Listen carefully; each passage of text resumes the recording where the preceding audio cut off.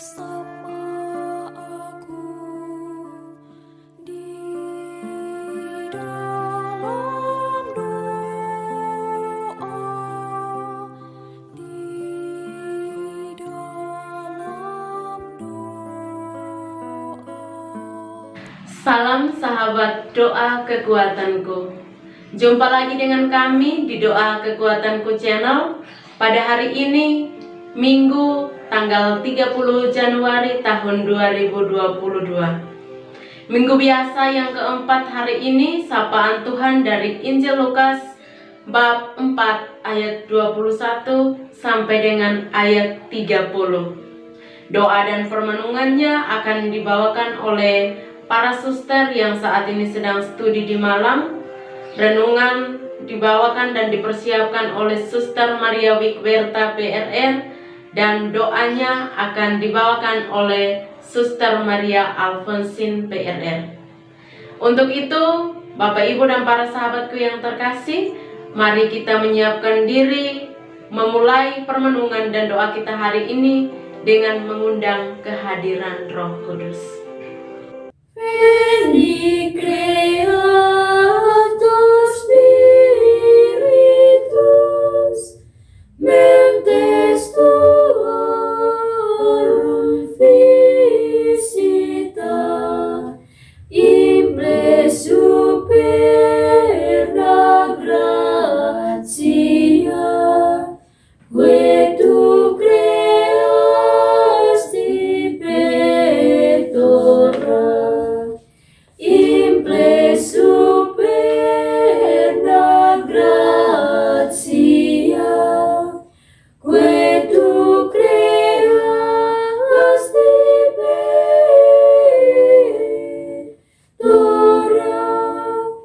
Vidi stilis parablitus altissimi donum Dei, fonsi fusigis caritas et spiritualis unctio. Tu septi forbis munere, dicitus paterne dextere, turite promissum Patris, sermone dicas scriptura. Turite promissum Patris, sermone dicas scriptura. Ascendevum et sensibus in funde amor in corribus, in firma nostri corporis verbo te firmas perpeti. Hostem repelas longius, pacem quedones protinus, doctor exite previo, videmus omne nocium, doctor exite previo, videmus omne nocium. Dalam nama Bapa dan Putra dan Roh Kudus. Amin. Utuslah Roh-Mu ya Tuhan, maka semuanya akan diciptakan lagi. Dan Engkau akan membaharui muka bumi. Marilah berdoa. Allah penyelenggara kehidupan, kami mengucap syukur kepadamu atas berkat-Mu yang telah Engkau anugerahkan bagi kami umat-Mu, baik kesehatan, nafas kehidupan, semangat baru di awal hari ini, dan apa saja yang telah kami terima dari kemurahan-Mu. Dalam ketidakmampuan kami terus memohon rahmat-Mu untuk senantiasa menyertai, membimbing, dan melindungi kami dari segala mara bahaya yang bisa mengancam kehidupan kami. Kami pasrahkan seluruh hidup dan perjuangan kami ke dalam tangan-Mu.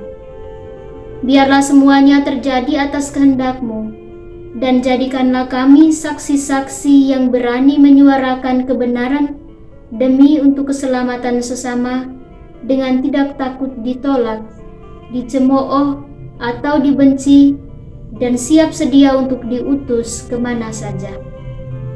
Akhirnya ya Tuhan, kami mau membuka hati dan budi kami untuk mendengarkan sabda-Mu yang adalah pedoman iman kami, yang menghantar kami untuk semakin dekat dengan Engkau. Tuhan, bersabdalah, hamba-Mu mendengarkan. Demi Kristus Tuhan dan pengantara kami. Amin. Semoga Tuhan beserta kita sekarang dan selama-lamanya. Inilah Injil Tuhan kita Yesus Kristus menurut Santo Lukas. Dimuliakanlah Tuhan. Yesus ditolak di Nazaret. Lalu ia memulai mengajar mereka, katanya, "Pada hari ini genaplah nas ini sewaktu kamu mendengarnya." Dan semua orang itu membenarkan dia, dan mereka heran akan kata-kata yang indah yang diucapkannya. Lalu kata mereka, "Bukankah ia ini anak Yusuf?" Maka berkatalah ia kepada mereka, "Tentu kamu akan mengatakan pepatah ini kepadaku, 'Hai tabib, sembuhkanlah dirimu sendiri. Perbuatlah di sini juga, di tempat asalmu ini, segala yang kami dengar yang telah terjadi di Kapernaum.' Dan katanya lagi, 'Aku berkata kepadamu, sesungguhnya tidak ada nabi yang dihargai di tempat asalnya. Dan aku berkata kepadamu, dan kataku ini benar, pada zaman Elia terdapat banyak perempuan janda di Israel, ketika langit tertutup selama 3 tahun dan 6 bulan, dan ketika bahaya kelaparan yang hebat menimpa seluruh negeri. Tetapi Elia diutus bukan kepada salah seorang dari mereka, melainkan kepada seorang perempuan janda di Sarfat di tanah Sidon. Dan pada zaman Nabi Elisa banyak orang kusta di Israel, dan tidak ada seorang pun dari mereka yang ditahirkan selain daripada Naaman orang Syria itu." Mendengar itu sangat marahlah semua orang yang di rumah ibadat itu. Mereka bangun lalu menghalau Yesus keluar kota dan membawa dia ke tebing gunung, tempat kota itu terletak, untuk melemparkan dia dari tebing itu. Tetapi ia berjalan lewat dari tengah-tengah mereka lalu pergi. Demikianlah sabda Tuhan. Terpujilah Kristus. Dipanggil dan diutus sebagai penyalur kasih. Bapak, Ibu, Saudara, dan Saudariku yang terkasih dalam Tuhan kita Yesus Kristus. Hari ini kita memasuki pekan biasa keempat. Bacaan-bacaan suci hari ini mengajak kita untuk memaknai tugas dan panggilan kita masing-masing. Bacaan pertama melukiskan tentang sikap Yeremia terhadap panggilan Tuhan atas dirinya. Yeremia tahu betul akan keterbatasan dirinya.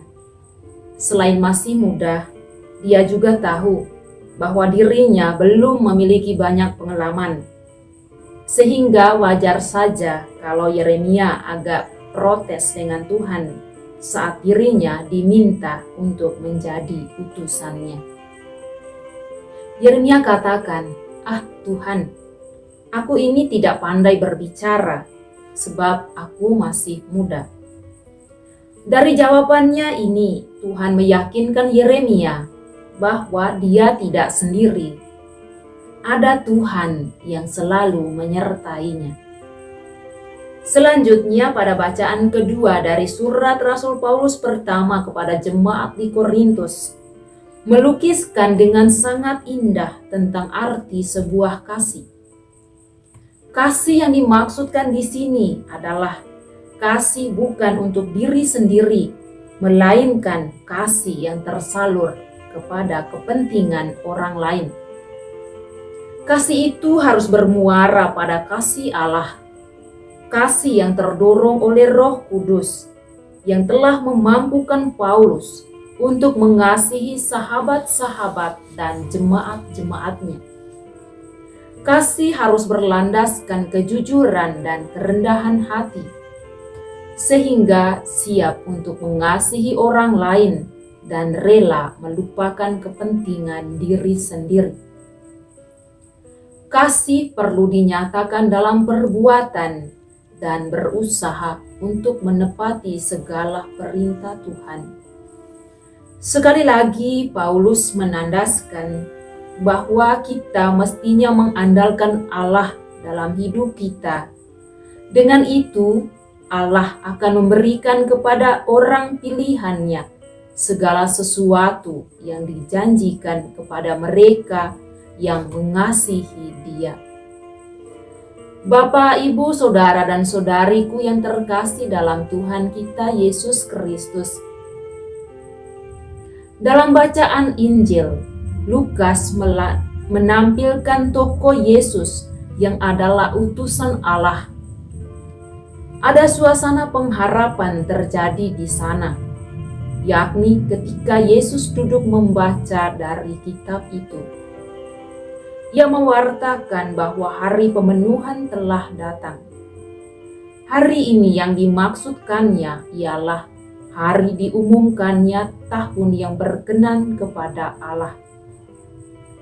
Ketika mendengar pengajaran Yesus, para pendengar terkesima dan terkesan dengan khotbahnya yang indah dan penuh wibawa. Hal ini mendorong mereka berkata satu sama yang lain, "Bukankah ia ini anak Yusuf?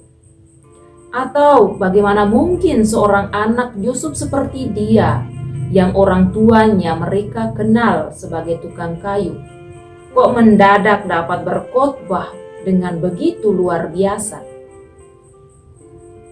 Mereka menyangka bahwa Yesus adalah manusia biasa seperti yang selama ini mereka kenal.